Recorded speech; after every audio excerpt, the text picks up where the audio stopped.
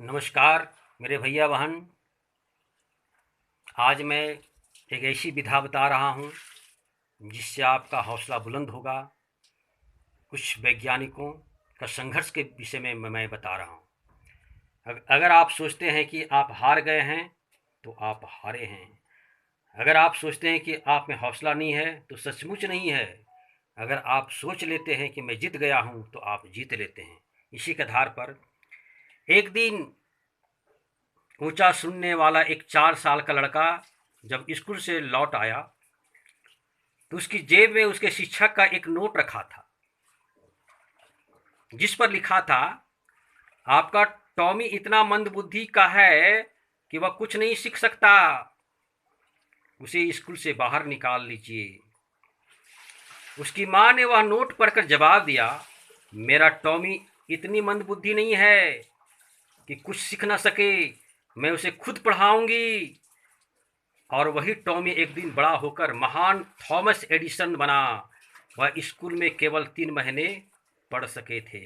याद रखें, उसकी कमजोरी पर, उसकी मंदबुद्धि पर उसके टीचर ने उसे निकाल दिया था, लेकिन उसकी माँ की प्रतिभा, उसकी माँ की हौसला ने उसे एक दिन महान वैज्ञानिक के रूप में परिणत कर दिया। हेनरी फोर्ड ने जो पहली बार कार बनाई, उसमें वह रिवर्स गियर डालना ही भूल गए थे भैया। क्या हम इन लोगों की असफल मानेंगे? वे समस्याएं ना होने की वजह से नहीं, बल्कि समस्याओं के बावजूद कामयाब हुए। लेकिन नकारात्मक सोच वाले लोगों को लगता है कि ऐसे लोगों को कामयाबी केवल तकदीर की वजह से मिली है। सफलता की सारी कहानियों के साथ महान असफलताओं की कहानियां भी जुड़ी हुई रहती है।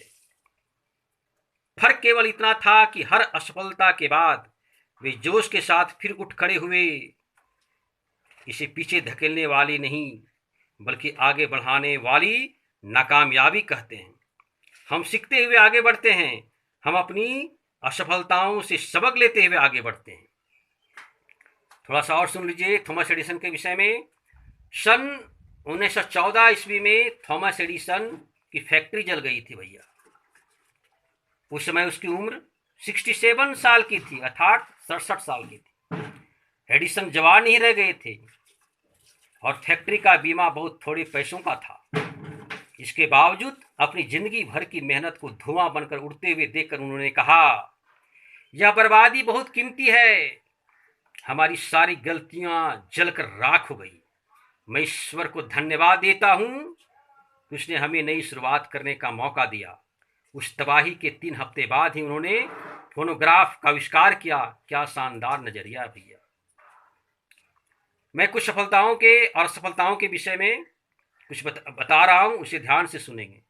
थॉमस एडिसन बिजली का बल्ब बनाने से पहले लगभग 10,000 बार असफल हुए थे। याद रखिएगा। हेनरी फोर्ड 40 साल की उम्र में दिवालिया हो गए थे। ली इयाकोका को 54 साल की उम्र में हेनरी फोर्ड द्वितीय ने नौकरी से निकाल दिया था।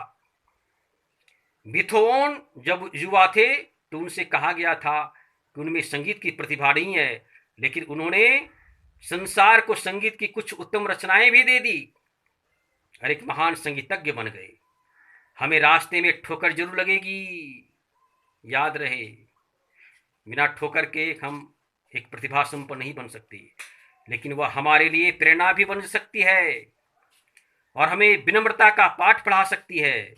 इससे हम मुसीबत की घड़ी में अपने अंदर बाधाओं को दूर करने की शक्ति, ड्राइविंग फोर्स और विश्वास का अनुभव करेंगे।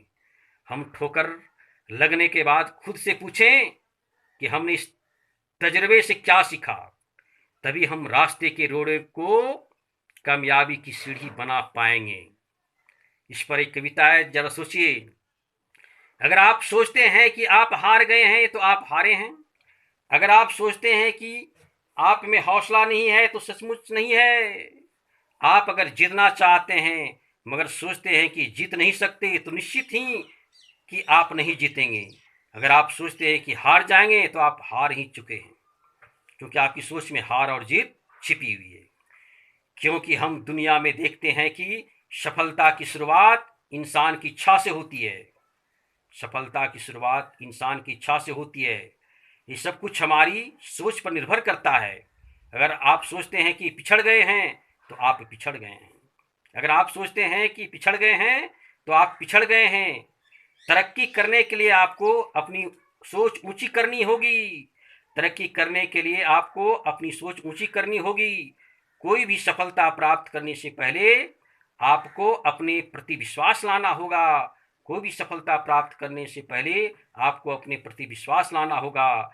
जीवन की लड़ाइयाँ हमेशा तेज और मजबूत लोगों ही नहीं जीतते, बल्कि आज नहीं तो कल जीतता वही आदमी है जिसे यकीन है कि वह जीतेगा, जिसे यकीन है कि वह जीतेगा। और यकीनन हौसला बुलंद रखने वाले व्यक्ति, हौसला बुलंद रखने वाले युवक एक बार अपनी जीत हासिल कर ही लेते हैं, अपनी जीत हासिल कर लेते हैं। और सिर्फ राष्ट्र तक सीमित नहीं, बल्कि पूरे विश्व तक ख्याति प्राप्त करते हैं, बल्कि पूरे विश्व में अपनी ख्याति प्राप्त करते हैं। धन्यवाद। आपको अगर यह कथा जो प्रेरणा स्रोत है, यह कविता अच्छी लगे तो सब्सक्राइब जरूर करेंगे और शेयर करेंगे।